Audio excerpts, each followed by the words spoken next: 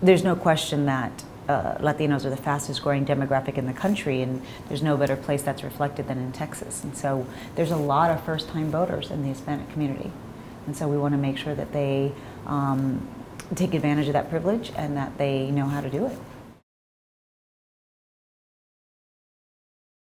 Because Hispanics, do have some conservative values, whether it's through religion or upbringing or community, we can't deny the fact that most of the millennials are Hispanic, the people that are coming up, which means they're young, which means they've grown up with a more tolerant view of the world, whether it's sexual equality, marriage equality, equal pay, reproduction rights. I mean, and I'm hoping that this younger generation, which tends to be largely Hispanic, will help with those issues that particularly we're having here in Texas.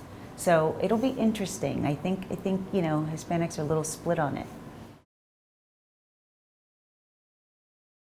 One of the main strategies that we have with Hispanics is voter education. I mean, just making them aware of how policies disproportionately affect them, whether it's access to healthcare or access to quality education or access to reproductive freedom. A lot of people want to know, well, how does this affect me? And I think that's all Americans, but specifically with Hispanics. So we want to make sure that there's no apathy, that there's true engagement and knowing how does this affect your pocketbook. At the end of the day, if you vote for this candidate has done this and this and this, or this candidate has not passed this and this and this. And so sometimes when you just break it down into personalizing, how does this affect me? Why should I vote? You have to have a good answer for that. And that's what everybody's out there is asking, especially in the Hispanic community.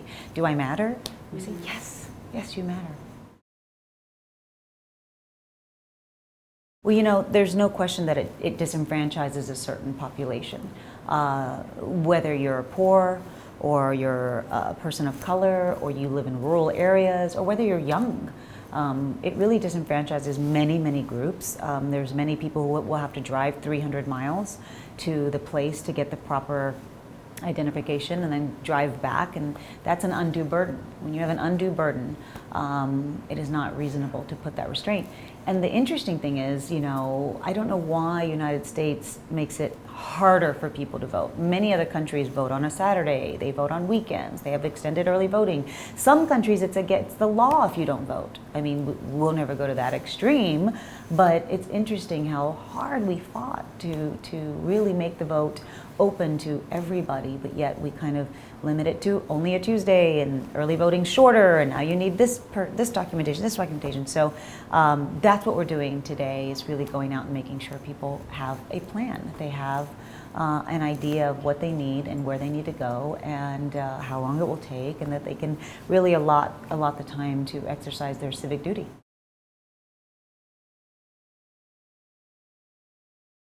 Battleground Texas is interesting and effective because they're very grassroots oriented. And I think that was the success of being on the Obama campaign and seeing their ground operation. It really takes a door-to-door approach, and I think that's something Battleground Texas is doing really well. I was part of the Futuro Fund, which helped fundraise for the national election. And we had such success. We raised over $32 million. With over 150,000 donors. So that's a lot of donations. And a lot of people that we went to for donations were people who had never been asked before. And so we tapped into a whole new, not only donor base, but a whole new community that wants to be involved and wants to have a voice.